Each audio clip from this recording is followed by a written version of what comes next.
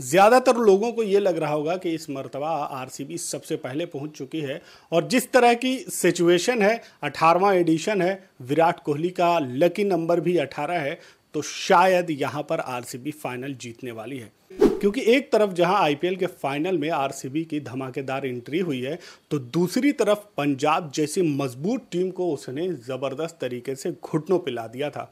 और ये तमाम परफॉर्मेंस ऐसी बता रही है कि अब आरसीबी के सामने जो भी टीम फाइनल में आएगी, आरसीबी को हराने में उसे काफ़ी मुश्किल होने वाली है। लेकिन दूसरी तरफ आंकड़े ये भी बताते हैं कि मुंबई इंडियंस इस मर्तबा मजबूत दावेदार मानी जा रही है और उसके पीछे का रीज़न ये बताया जा रहा है कि मुंबई इंडियंस शुरुआत में जिस तरह से खेल रही थी, लेकिन उसके बाद से जब जीतना शुरू करती है तो लगातार 7 मैच जीतती है और उसके बाद वो प्ले ऑफ में अपनी जगह बनाने में भी कामयाब हो जाती है।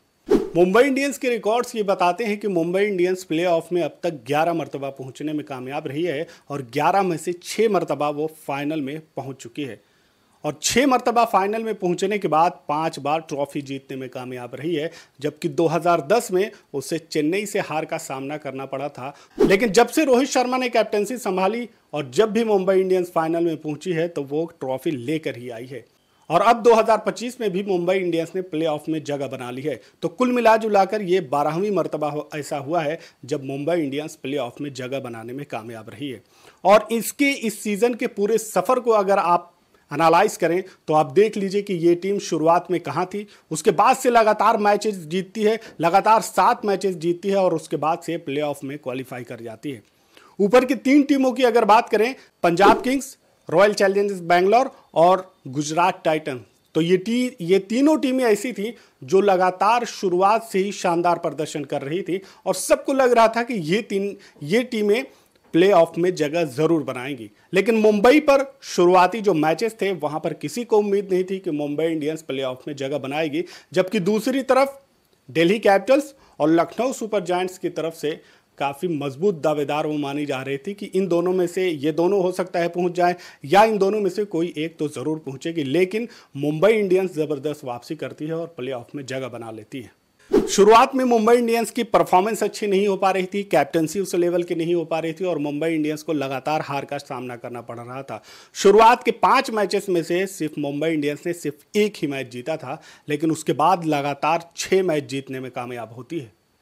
उसकी बल्लेबाजी, उसकी गेंदबाजी, उसकी फील्डिंग और उसकी कैप्टनसी सब कुछ एकदम ट्रैक पे आ जाती है। और उसके बाद कई सारी कंट्रोवर्सी भी मुंबई इंडियंस के साथ जुड़ी हुई है कि अंपायर के कुछ डिसीजन ऐसे होते हैं जो मुंबई इंडियंस के फेवर में जाते हैं। अब इसमें ईशान किशन का आउट होना हो, वो कंट्रोवर्सी जहां पर अंपायर आउट ही नहीं दे पा रहे थे, वो पूरी तरह से कंफ्यूज थे कि ये बॉल वाइड है, नो बॉल है, आउट देना है, नहीं देना है, लेकिन आखिर में आउट दिया जाता है। लेकिन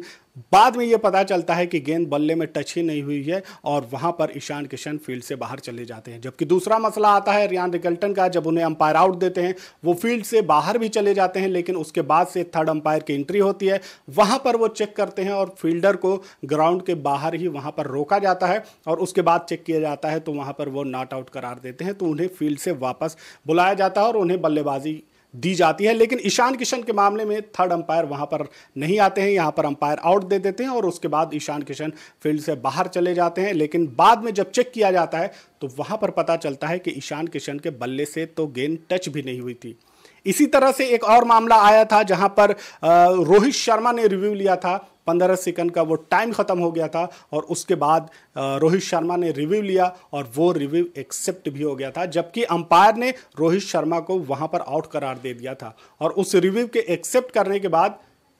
रोहित शर्मा नॉट आउट करार दिए गए। वो अभी शुरुआती लगभग 10 या 8-10 के स्कोर पर खेल रहे थे और उसके बाद से फिर वो 50 बनाने में भी कामयाब होते हैं। इसके अलावा और भी कई कंट्रोवर्सी हैं जो मुंबई इंडियंस और अंपायर के बीच में कंट्रोवर्शियल बन के रह गई थी और इस पर काफ़ी सवाल उठाया गया और इसी वजह से मुंबई इंडियंस को ये कहा भी जा रहा था, उस पर इल्ज़ाम भी ये लगाए गए कि मुंबई इंडियंस कहीं ना कहीं कुछ ऐसा मामला है कि यहाँ पर चीटिंग हो रही है या फिर अंपायर से आखिर ऐसी गलती कैसे हो जाती है कि उसका फ़ायदा सिर्फ मुंबई इंडियंस को ही मिलता है। ये तमाम चीज़ें एक तरफ, लेकिन मुंबई इंडियंस अगर प्ले ऑफ में पहुंचने में कामयाब हुई है तो इसका मतलब यह है कि वो इस मर्तबा ट्रॉफी अपने नाम करने वाली है। क्योंकि मुंबई इंडियंस ने अब तक जो 5 ट्रॉफी जीती है उसमें पहली मर्तबा 2013 में जीतती है, उसके बाद 2015, फिर 2 साल के गैप के बाद 2017, फिर 2 साल के गैप के बाद 2019, यानी कि 2-2 साल के गैप के बाद मुंबई इंडियंस के खाते में एक ट्रॉफी आई है। लेकिन 2019 के बाद अगले ही सीजन में यानी 2020 में उसे एक और ट्रॉफी मिलती है और उसके बाद से अब तक मुंबई इंडियंस को एक भी ट्रॉफी नहीं मिली है। यानी कि 2021, 2022, 2023 और 2024 में मुंबई इंडियंस के खाते में एक भी ट्रॉफी नहीं आई है। रोहित शर्मा की जो आखिरी कैप्टनसी थी वो भी कुछ शानदार नहीं रही थी और उसके बाद जब हार्दिक पांड्या को कैप्टनसी मिलती है तो पिछला सीजन बहुत ही खराब होता है। लेकिन इस सीजन में मुंबई इंडियंस का अभी तक सब कुछ ठीक चल रहा है, कैप्टनसी भी शानदार चल रही है। इसके अलावा पूरी तरह से जो फैन फॉलोइंग पिछले सीजन में मुंबई इंडियंस की हार्दिक पांड्या के खिलाफ हो गई थी और उन्हें ज़बरदस्त तरीके से ट्रोल कर रही थी, तो उसका भी पूरी तरह से वहां पर दबाव था। लेकिन इस सीजन में अभी मुंबई इंडियंस के पास उनकी जो फैन फॉलोइंग है वो भी बहुत ही ज़बरदस्त हो चुकी है। अब आप इस साल की क्रोनोलॉजी देखें तो आपको समझ में आ जाएगा कि मुंबई इंडियंस शुरुआत में बहुत ही ख़राब प्रदर्शन करती है, उसके बाद लगातार 7 मैच जीतने में कामयाब होती है और उसके बाद जब क्रूशियल मोमेंट आता है तो वहाँ पर दिल्ली कैपिटल्स को हराकर प्लेऑफ में जगह बनाने में कामयाब हो जाती है। और नीता अंबानी के वो 6 ट्रॉफी वाले इशारे ने तो सबके दिलों की धड़कनें और बढ़ा दी हैं कि क्या वाकई इस मर्तबा मुंबई इंडियंस 6ठी ट्रॉफी जीतने वाली है। क्योंकि मुंबई इंडियंस इस मर्तबा इकलौती ऐसी टीम है जो सबसे खराब प्रदर्शन करने के बावजूद अचानक से यू टर्न आता है, शानदार प्रदर्शन होता है और उसके बाद वो प्लेऑफ में क्वालिफाई कर जाती है। मुंबई इंडियंस प्लेऑफ में इकलौती ऐसी टीम है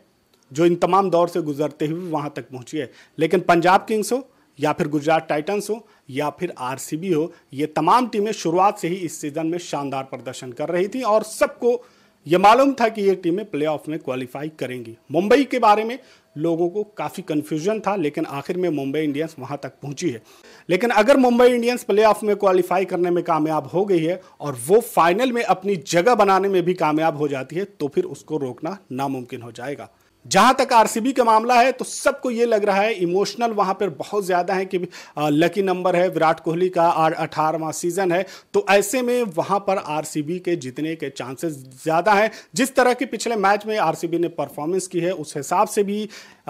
ये ज्यादा उम्मीद है कि आरसीबी फाइनल में जबरदस्त प्रदर्शन करे। लेकिन अगर आरसीबी के सामने मुंबई आ जाती है तो उसके बाद से पूरा मामला वहां पर चेंज हो जाएगा। जिस तरह से आरसीबी के सामने पंजाब की हालत हुई, पंजाब एक बहुत ही मजबूत टीम थी, लेकिन जब आरसीबी से क्वालिफायर का मुकाबला करती है तो वहां पर सिर्फ 101 रन पर ही ढेर हो जाती है। चमत्कारी गेंदबाजी वहां पर आरसीबी के गेंदबाज करते हैं और पूरे सीजन में जबरदस्त बल्लेबाजी करने वाली पंजाब आरसीबी के सामने घुटने टेक देती है। तो मैं यही कह रहा हूं कि अगर मुंबई इंडियंस फाइनल में पहुंचने में कामयाब हो गई तो फिर वहां पर आरसीबी का जीतना लगभग नामुमकिन हो जाएगा। लेकिन अगर मुंबई के अलावा कोई दूसरी टीम पहुंचती है तो फिर आरसीबी के लिए ये एक बहुत ही अच्छा और बहुत ही बेहतरीन मौका होने वाला है। अब आप ये यहां पर बताएं कि क्या मुंबई इंडियंस फाइनल में पहुंचने में कामयाब होगी,